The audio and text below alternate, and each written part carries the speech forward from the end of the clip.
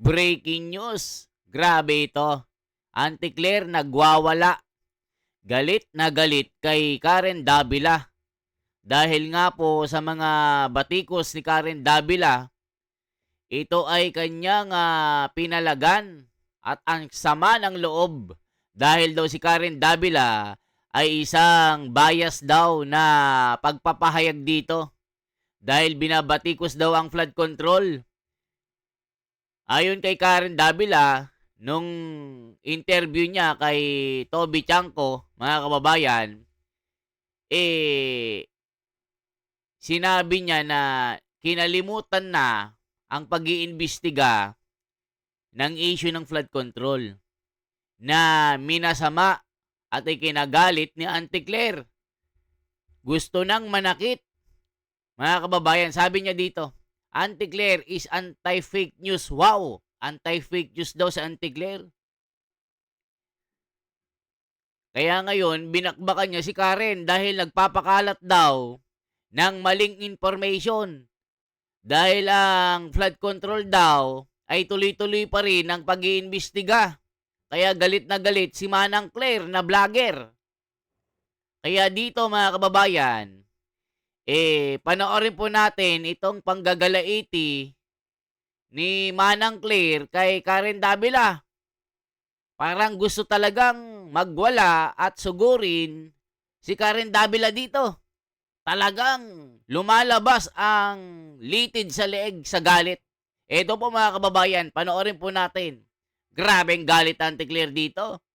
Tila gustong sugurin sa bahay si Karen Davila sa sobrang galit. Ito po. Supalpal si Karen dito or kasi nga naman mga kababayan, sino palpal? Itong si Auntie Claire, kaya sobrang sama ng loob na supalpal din si BBM. Na kung ating susuriin mga kababayan at pag-aaralan ito, totoo naman na itong gobyerno ni BBM ay kinalimutan na. Tinakpan na ng sibuyas kung ano-anong ginagawa niya. Tinakpan na ng impeachment ni Sara kung anong-ano ginagawa na ang Kongreso. Mga abogado naman pero sobrang kukupal. Yan ang sabi ni Atty. Torion at Rowena Guanzon dito. Mali-mali ang kanilang ginagawa. Sinabi na nga ng Korte Suprema na itigil at ibasura na ang impeachment. Aba, tuloy-tuloy pa rin ang mga kupal na buhaya. Kaya ang flood control, natabunan na, mga kababayan ko. Kaya si Auntie Claire nagwala. Pakinggan po natin. Hindi na natin papatagalin ang ating intro. Ito po. Sabi kasi dito mga kababayan, Karen Davila, flood control is scam. Nakalimutan na. Ito ang sabi niya You only have former Senator Bong Revilla. Ayan. Kasi nga, ang nahuli lang si Senator Bong Revilla. Na which is parang ginawa nilang pantakip lang ito. Kunwari may hinuli. That is detained right now. You have the ICI really almost cleared. Former Speaker Martin Saldico is still abroad. You do have DPWH personnel that are charged. Nakalimutan na ang flood control. Pahayag ni Karen Davila. So dito nagwala ito. Tignan nyo. You only have former Senator Bong Revilla that is detained right now. You have the ICC really almost clearing. Almost clearing. Former Speaker. Nakita niya ba? Saldico is still abroad. You do have DPWH personnel that are charged. Nakalimutan na ang flood control. Tignan nyo. Diba? Nakalimutan na ang flood control. Galit Mga ka-clear. Kahit sabihin mo pa, kasi sabi nila, hindi naman big fish si Bong Revilla. Mga ka-clear, ito ay naging kasama ni Pangulong Marcos Jr. Ulitin ko lang para po madinig mismo ng kampo po ni Senator Bong Revilla at ng pamilya niya. Tinanong ko ang Pangulo nung nadamay si Senator Bong Revilla. Ang sabi niya sa akin, mismo sa akin, nalulungkot siya. Dahil meron naman daw silang pinagsamahan, mga kaklir. Hindi naman biro yung kanilang naging pagsasama, especially party to ng alyansa. So, nalungkot siya. Pero, hindi siya pwede magdikta na wag niyo yan idamay. Kasi kaibigan ko yan. Hindi pwede. Kung anong tinuturo ng ebidensya, yun talaga ang makakasuhan. Pero, kung kaya naman nilang ipagtanggol sarili nila dahil hindi totoo or kulang ang ebidensya laban sa kanila, then, hayaan natin ang korte na maghusga ang siyang gumawa ng desisyon. Pero lagi sinasabi nila, bakit si hindi pa nakakasuhan? Bakit si Tambaluslos hindi pa nakakasuhan? At tignan nyo to Nung nagsalita siya dito, almost clearing Speaker Martin Romualdez. Anong ibig niya sabihin? Meron ba siyang alam? Kasi kinilir na si Speaker Meron ba siyang alam na ebidensya si Karen Davila? Kasi kung meron, hamunin natin. Ikaw na manguna mag-file. Para makita mo kung ano ang magiging reaksyon ng Pangulo kapag yan ay nadimanda at nagkasuhan. Lalo na kung may ebidensya ka matibay. Hindi yan naharangin ng Pangulo. Dahil yun ang ebidensya ang itinuturo. Ayan, mga kababayan ko, galit na galit si Auntie Claire dito. Dahil nga, binatikos ni Karen Davila itong issue ng flood control na tila ibinalot at nilagay sa maleta at talagang twirang kinalimutan na wala nang ginagawang development gaya ng ginagawa ng Blue Ribbon Committee ni Ping Lacson. Na sinasabi ni Ping Lacson, sige, wag na nating imbestigahan yan. Gagawin lang nilang kasinungalingan. Paano mo nasabing kasinungalingan? Ba't ayaw mong imbestigahan? Kasi nandyan yung mga katukaran mo, kasapakat mo. Nandyan si Erwin Tulfo na tinuturo ng 18 Marino ng mga sundalo na sinalaysay sa kanilang mga affidavit na tinutukoy at nagtutugma at nagkokonekta sa mga sinabi ng mga salaysay ni Gutesa. Sinasabi ni Ping Lacson noon na mag-isa lang yan. Sinong maniniwala dyan?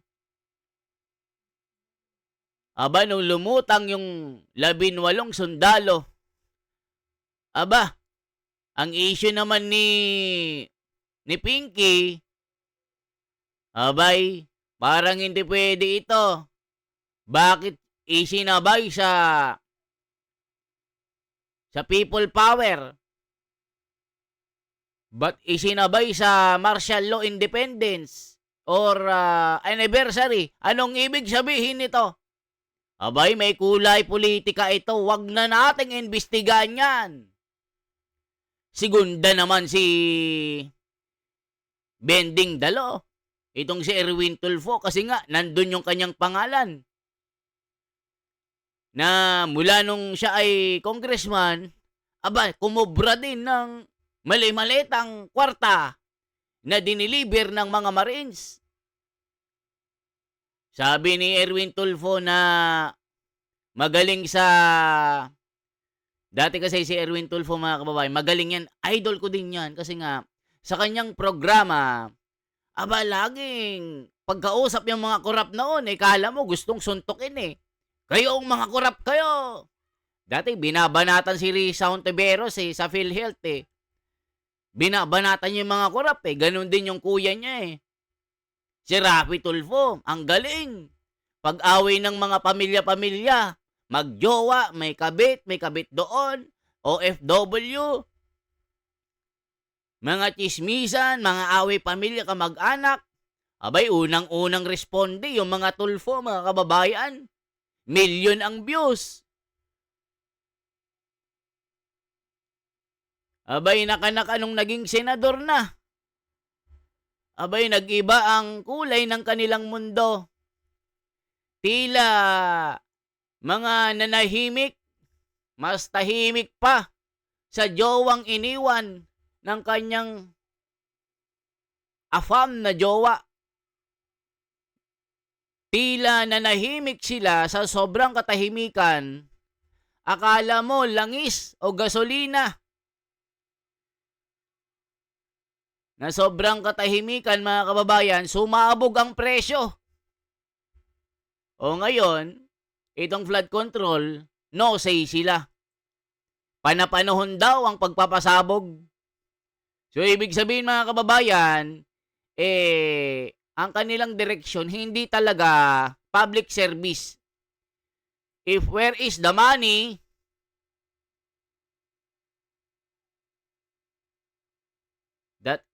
that is the best direction to be. Mga kababayan, kaya si Auntie Claire, galit na galit dito. O nakita niyo naman si Marcoleta. Inilabas si Orly Gutesa. Aba, hinarang ni Erwin, hinarang ni Ping Lacson. O anong nangyari? Wala yan, mag-isa lang yan. 18 Marines na nandyan na. Dadagdagan pa ng 100 marino na mga sundalo na may video na, may ebidensya na. May mga text messages, may mga palitan ng mga mensahe, ng mga komunikasyon. Anong nangyari? Wala. Ibinasura ni Ping Lacson. Ibig sabihin, mga kababayan, they are not interested in the said Marines. Whatever they like, whatever the evidences they show to the court, nothing more. Sabi ni Pinky, ayoko yan.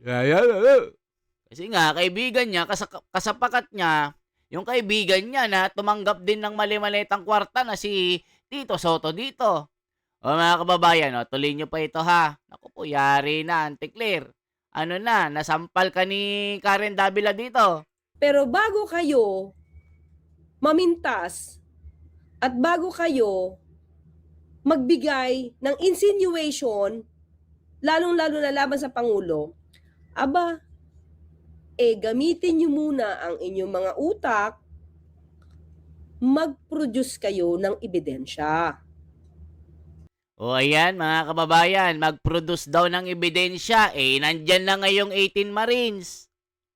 Meron ng mga video. May mga mali-malita na nakikita sa video. Ayaw nyong investigahan. Hindi umaakyat sa Blue Ribbon Committee. Ayaw paakyatin doon kasi nga hinaharang ng mga tao ng mastermind. O mga kababayan, ito po, tignan nyo, may mga video Tignan nyo papakita natin Ito po yung video, mga kababayan ko. Ito ang video ng maleta. Baka sabihin nyo, nag-iimbento na naman tayo. O ito po yung video ng maleta. Baka sabihin nyo, invento na naman tayo ha. O ito ang video ng maleta. FB maleta. O, tignan nyo ha. Hindi tayo nag-iimbento dito. O, ito ang video ng maleta. O, ito nilabas ni Atty. Baligod ito. Mga kababayan ko. Nang malaman nyo na talagang may mga video, ito, tignan nyo. O, kita nyo, may mga maleta. Mga kababayan, may ebidensya. Ba't ayaw nilang investigahan ito? Auntie Claire. O, nandyan ang mali-maleta. O, kita nyo ha. O, ganito lang sila mag-deliver o magbilang ng maleta. Muling uminit ang usaping tungkol. O, ito mga kababayan na. Basahin natin. O, tignan nyo. Mga kababayan, ito, tignan yung mga mali-maleta. Muling uminit ang usapin tungkol sa umano'y maleta matapos magbahagi si Attorney Levy Baligod ng isang video na nagpapakita ng tila sistematikong pag-aayos at pagbabilang ng mga maleta sa loob ng silid. Sa kanyang maikling caption, direct sahang sinabi ni Baligod, ganito lang sila magbilang ng isang pila ng maleta. O, kita nyo mga kababayan ko. May mga ebidensya na pero ayaw imbestigahan. O, nasaan ang justisya dito mga kababayan? O, ito, check pa natin. O, ito po. Chanticleer. O, ayaw naman imbestigan. Puro sila ICI. Puro sila yung mga luma na. Pag may mga pasabog si Marcoleta, hinaharang. O, ano na? O, kita nyo ito. Ito naman si Karen Davila, mga kababayan ko. O, ito. Check natin mga pasabog ni Karen Davila dito. O, ito po mga kababayan. Pwede bang gamitin ito sa impeachment? Sabi ko, kung tinatanong mo ako kung pwede, of course pwede. Kung gagamitin ba o hindi, saka pa lang natin malalaman pagkatapos ng botohan kung ang naging resulta ay yung mga bumoto, eventually na-release yung FLR, yung for later release, at yung mga hindi bumoto, hindi na-release. So makikita natin na ginamit only after. So hindi ko alam bakit nag-overreact sila dun sa mga statements na yon. But because you now have the palace saying that you should offer evidence before making these claims. Dun lalo akong kinabahan, di ba? Ibig sabihin, kung sinasabi ni Yuse Claire na parang walang ebidensya at maglabas ako ng ebidensya, ano na nangyayari dun sa speech ni Presidente Marcos na mahiya kayo? Ano na nangyayari dun sa sinasabi nilang magpapakulong ng big fish? Bakit naman yung sasabihin ng Presidente nang wala namang ebidensya? Bakit siya hahantong doon sa punto na sasabihin niya na magpapakulong ng big fish kung walang ebidensya, di ba? So, mas lalo akong kinabahan doon sa statement na yon. But what do you make of it, Representative Tiangco, that after everything, after the expose, after the speech of the president, after the Senate Blue Ribbon Committee hearings, frankly speaking, it seems that the flood control scandal has been forgotten. You only have Senator Bong Revilla that has been charged, right, and is detained right now. You have the ICI really almost clearing Speaker Martin Romualdez. Zaldico is still abroad. You do have DPWH personnel that are charged, but some are under the witness protection. But in effect, sa totoo lang, nakalimutan na ang flood control. Wala na. O, ayan mga kababayan. Diyan po galit na galit si Auntie Claire. Diyan po nagmula. Diyan umapoy sa galit yung kanyang pangbabatikos kay Karen Davila. Dahil sa mga binitawang birada ni Karen na nakalimutan na talaga ang flood control. Ang nahuli lang nila, ang pinakulong, si Bong Revilla. Zaldico is still in abroad. Si Tambaloslos na cleared ng ICI. Nothing more, nothing less. Kaya nakalimutan ng flood control. Kaya si Auntie Claire galit na galit. O, ulitin natin mga kababayan kung paano binatikos at binanatan itong si Auntie Claire dito.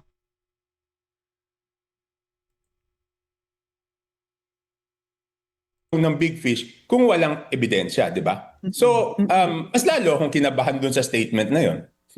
What do you make of it, Representative Tiangco, that after everything, after the expose, after the speech of the president, after the Senate Blue Ribbon Committee hearings, frankly speaking, it seems that the flood control scandal has been forgotten.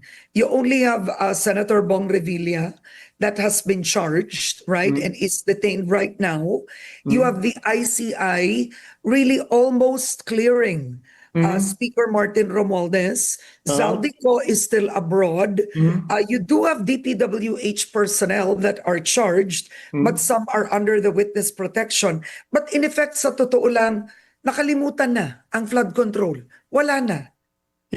Karen, sa tingin ko, number one, yung ICI yata, ang sabi nila, I don't know, they came out with a statement na hindi naman tama yung sinasabi na Na clear. na clear na, no? I just don't know how to explain it because hindi ko naman masyadong binasa. Pero doon na naman sila nagalit sa statement ko na yon. I mean, explain ko, no? Ano naririnig ko? Kasi ako mahilig ako mag-ikot sa mga lugar, nakikipagkwentuhan ako sa tao. Ano sinasabi ng tao? Kung wala na mangyayari dyan ngayon, sa susunod na administrasyon na lang yan, sila mananagot. Doon ang galing yung statement ko na sinabi ko, papanagutin sila ni VP Sara. It's doon sa context na yon. Di ba? Karen, kahit ikaw magtanong-tanong ka, parang wala, give up na yung tao na walang mangyayari na ngayon. But I O, kita nyo mga kababayan, balikan natin po si Auntie Claire, paano magalit. Ito po, doon po sila nagagalit sa sinabi ni Toby Chanco na mananagot lang yung mga nasasangkot sa korupsyon ngayon, sa flood control, sa maleta bag, sa maletang kwarta. Pag si Sara na ang naging Pangulo, ito po mga kababayan ko, pakinggan po natin ang pagsabog ni Auntie Claire. Galit na galit talaga kay Karen Davila. At saka kayo dumiretso sa ombudsman. Walang pumipigil sa inyo. Pero bakit puro kayo insinuation? Anong meron sa mga utak nyo para magbigay kayo ng insinuation? Ay, insinuation nyo pa. Diba? Puro negatibo sa Pangulo. O, isipin nyo mga kababayan, ano daw klaseng utak kayo? Parang sinasabi niya, mga bobo kayo. Hindi kayo nag-iisip. Kung may mga ebidensya talaga kayo, umakyat agad kayo ng ombudsman. Kahit nga may ebidensya, umakyat ang ombudsman, anong mangyayari? Hinaharang naman ang mga ebidensya. Si Marcoleta na nga, hinaharang pa, kinakasuhan pa ng COMELEC.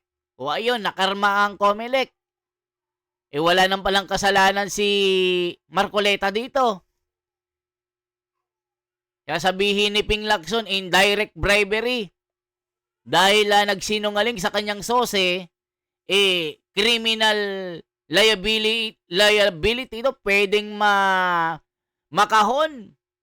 Pasok sa banga. O ayun, nakarma si Lacson. O napahiya. Binira ni George Garcia na wala naman palang ginagawang masama si Marcoleta. Nasa batas naman pala yung kanyang ginawa. Kahit hindi nag-declare ng donation sa kanyang sose, nasa katwiran pa rin pala. O ngayon, ano sasabihin nyo? Diretso kayo sa ombudsman. O ano nangyari? Wala naman. Hinaharang kasi Auntie Claire. Kaya yan ang puntos. Yan ang argumento ni Karen Davila. Na which is totoo naman. 'Di ba? Bulag na lang ang hindi nakakaalam dito. Mga bingi na lang. Mga tangalista na lang. Bobolista na lang ang sumasang-ayon sa inyo. Kahit saan kayo magtanong. Lumabas kayo sa mga lungganyo. Lumabas ka sa garapon na kukulungan mo ngayon, Auntie Claire. Lumabas ka na. Ikaw na lang ang hindi nakakaalam na talagang ang flood control ay kinalimutan na. Ibinaon na sa limot. Isinama na sa mali-maletang kwarta kung saan nyo tinago itong flood control. Ayun.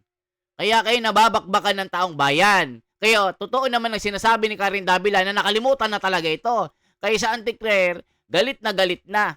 Mga kababayan, tuloy pa natin na. Diba? Samantalang, diba? Ang DPWH, ang dami na pong nasampahan na kaso. Nandiyan na po sa ombudsman. Diba? May kaso nga si Eric Yapi. Kaya lang, syempre yung ombudsman, inaaral. DOJ, inaaral. Anong gusto nyo sinabi? Halimbawa, sinabi natin, ayan, si Karen Davila nagnakaw. Halimbawa lang O, sangkot siya sa flood control projects kasi meron siyang maleta. Ayan na. Meron siyang maleta na worth 15 million sa isang maleta. Gusto mo ba, Karen Davila, agad-agad kang hulihin nang walang hearing? Ganun ba gusto nyo? Gusto nyo hindi na-aralin ng mga ebidensya at saka ka na ipakulong? Hindi naman ganun ang gustong ipahiwatig ni Karen Davila. Gusto lang niya mag-imbestiga. Hindi naman niya sinasabi na hulihin agad ang mga ito. Ang gusto nila mag-imbestiga ng mag-imbestiga sa flood control kung sino yung mga dinadawit na mastermind, Auntie Claire. Ikaw kasi parang gusto mong gawing naratibo, hulihin agad ang mga ito. Hindi naman ganun ang gustong sabihin ni Karen Davila dito. Gusto niya mag-imbestiga sa tamang iniimbestigahan. Ito, sino yung mga ina, yung mga sapsap lang ito. Pero yung mga mastermind na totoong mga malalaking buhaya dito, wala. Mga kababayan ko, last na po ito. Ito na po si Karen Davila. Tuloy natin. I don't think they're giving up na forever na walang mangyayari. Gusto pa rin nila may mangyari. So doon na naman yung konteksto ko na nagagalit na naman si Yusek Claire at sinasabi daw DDS ako. Just because I'm saying na give up na yung tao, ang pananaw mo, Karen, is that nakalimutan. Ang pananaw ko, hindi na nakalimutan. Give up. Wala na. Wala na mangyayari dito sa administrasyon na to. Kita nyo, pagka tinutuligsa mo sila, sasabihin nila, DDS ka. Pinaratangan na DDS si Toby Chanco. Pinaratangan na DDS si Karen Davila. Ngayon na si Karen Davila ay gumagawa na ng tama sa kanyang karera. Binabansagang DDS na, bumaliktad na, binayaran na. Diba? Ang daming nagsasabi mga tangalista, bobolista na bayaran daw si Karen Davila. Hoy, mga tanga, bobo. Nagsasabi lang ng totoo si Karen Davila. Ngayon, kay Karen Davila ako. Kasi nga, matapang ito na tinutuligsa at binabanatan itong mga issue ng flood control. Kaya si Auntie Claire, nanggigil. Lumabas ang litid sa galit. Gustong manapak. Gustong magwala. Kaya mga kababayan, kayo po humusga. Bias ba si Auntie Claire dito? Bias ba si... Tama. Bias ba si Auntie Claire? Napaka-bias. Siyempre, sinong pagtatanggol niya? Yung amo niya. Si Karen Davila, sinasabi ni, na bias daw, Sabi ng Auntie Claire, napaka-bias mo, reporter ka pa naman, mainstream media. Gusto mo, huliin agad. Wala namang ganun sinasabi si Karen Davila dito Kaya mga kababayan, isang like naman dyan, isang share, isang subscribe nung masasabi nyo dito sa pagwawala ng Auntie Claire versus Karen Davila. At ganun din, binanatan din si Toby Chanco dito. Ako si The Wonders Philippines. Mabuhay po.